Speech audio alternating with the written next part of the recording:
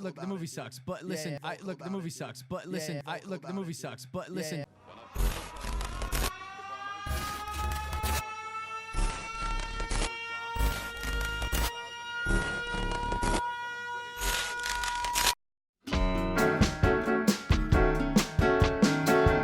Alright, if you don't know who I am, I'm Peter A. DeLuca, aka AKAPAD, known as the Eclectic One. We're eclectic here because, holy crap, I just do too much. I do the podcast, I draw comics, I do the YouTube videos, consulting, 9 to 5. Actually, I'm doing this video right before I hit the 9 to 5. That's how committed I am to bring you insightful opinions of everything geek and mostly meaningless to the rest of the populace of the world, because if you're struggling to feed yourself, you could care less about our subject. And today's subject, it's this right here. It's Captain Marvel. We're 20 days out of Captain Marvel.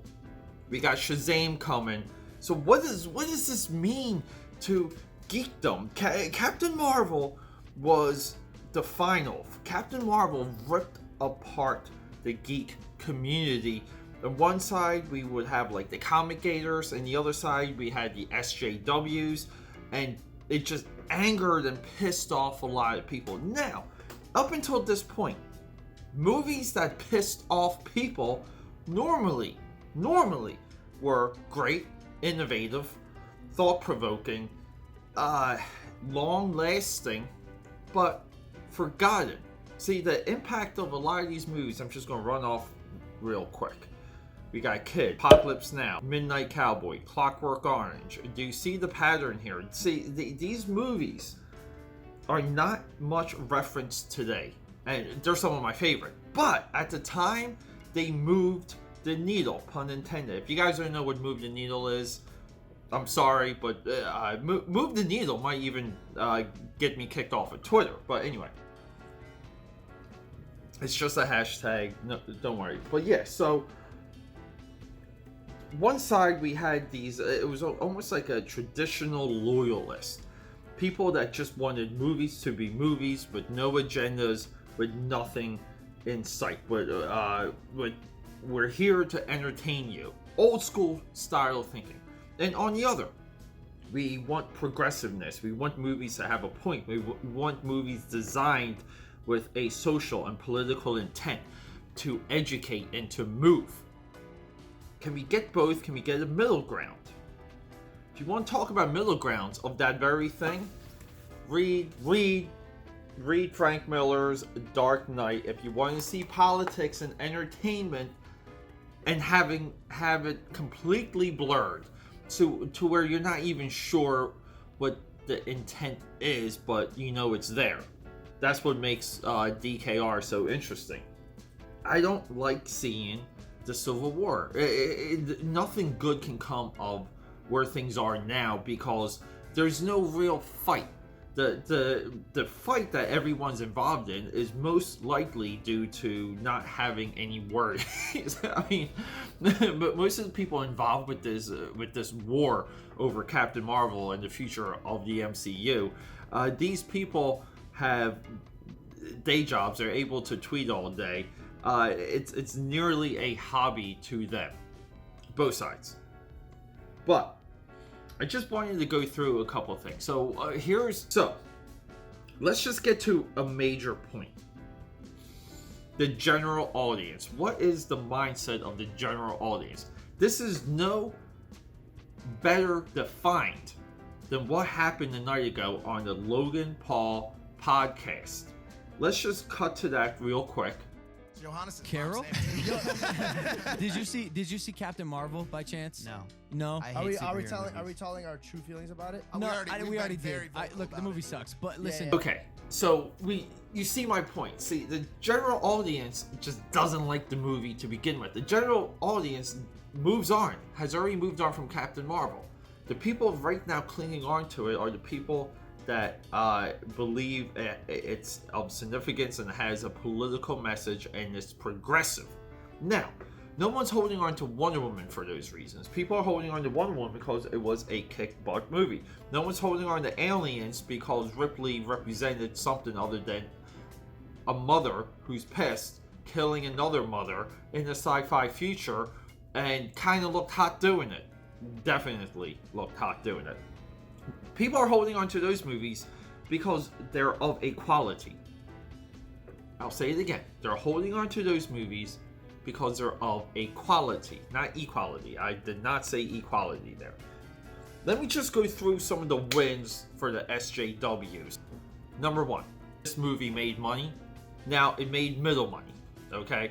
Meaning that with or without inflation, the movie's at 10 or 12 of the Marvel Cinematic stack.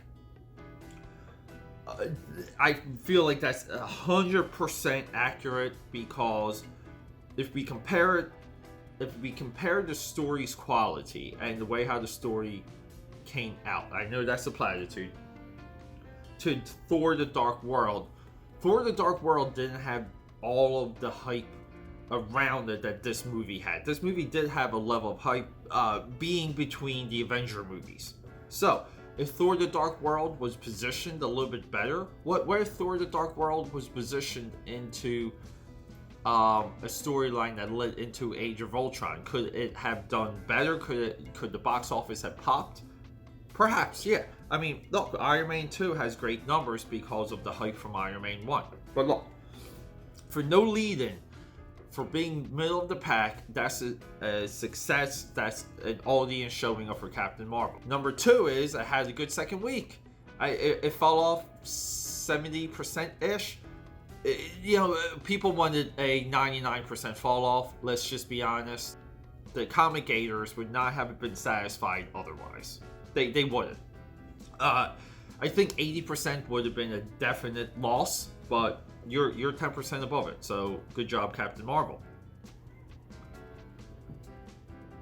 The Kevin guy that runs it all, he's already committed. He's put his money where his mouth is. He's already said that Captain Marvel is moving forward as somewhat of a centerpiece of the MCU. Great. Number 4, the movie was not a failure. The movie didn't burn. The movie made money. It survived, and it wasn't awful. The movie was not awful. That's a huge win for SJWs, because now they get to say, hey, politics, it had an agenda. Now SJWs get to say politics. It had an agenda. No smiles. All of these things you hated made money, comic gators. So take that. So take number 5. Number 5 is that this is validation to move forward with this type of thinking, this type of agenda. Exactly what happened with Last Jedi. You can't say the box office of The Last Jedi doesn't validate some of those ideas and some of those agendas, some of that progressivism moving forward within the Star Wars franchise. I'm sorry for episode 9ers, for all you episode 9ers hoping for a swerve and a shift and this and that. I'm sorry. It's not going to happen. Okay, let's just get to the wins. The wins for the comic gators and the other side of this war. Okay, moving on. The wins. The wins for the other side. The movie did not sell the character. I don't care who you are. Most people are not excited for Captain Marvel in Endgame. The end of Endgame, the end of the Endgame trailer did nothing for nobody. No one really cares.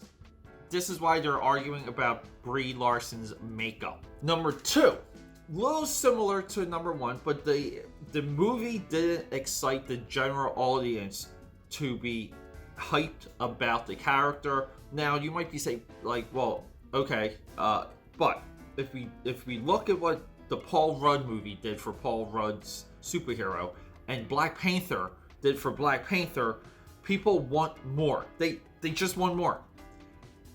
I do not get that sense with Captain Marvel. People do not want more. They were happy to see the movie. They were happy to get it over with. Number 3. This is also related to 1 and 2. The movie was not a smash hit. It's a middle of the road success. You know, if this movie made any more money, it would have been a complete meltdown when it comes to the comic gate community. It really would have. The heads would have exploded. We would have seen live streams end badly if this movie was a true box office success. For 4, this is my biggest one.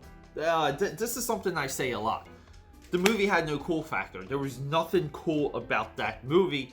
Now, this could be the strength of the writing, the strength of the filmmakers, the positioning. Look, I follow a lot of the concept designers on the IG.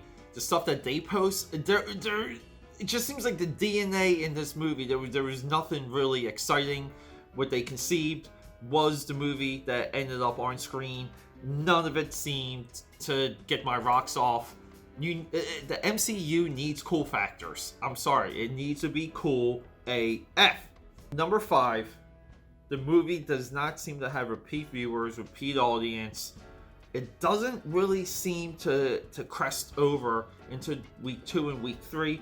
We're 20 days out of the Thursday that this movie got released.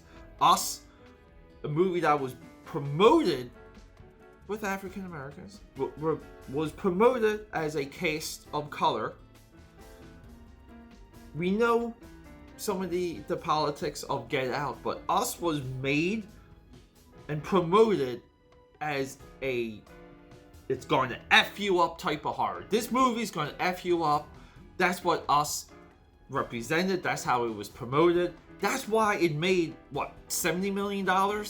That's the difference between an audience showing up for a movie and then what happened with Captain Marvel.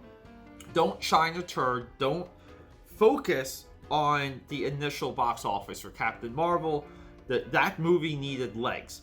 But number 5 it has no legs whatsoever. No repeat viewers. I'm sorry, people saw that movie and they cleared out of the theater. That's maybe the biggest win for arguments against this type of filmmaker. That's the biggest win for this type of filmmaking, for this type of agenda, for this type of positioning. The movie just doesn't have legs. Now, where do we go? Where do we go from here? Where do we go from here? All right. I'll be 100% honest with you. They just released the runtime for Avengers Endgame. It's like 3 hours long. I just want to get it over with. I need this to be done. Look, I stopped watching Game of Thrones like 3 seasons ago. I had enough. I get it. Game of Thrones, the biggest plot twist, random death. I think it's fatigue. I think it's too much. I'm kind of checked out. I really am. Like I told you, I want to just get Endgame over with. I want Endgame to end. Don't forget to subscribe, help me out, and let's rock and roll.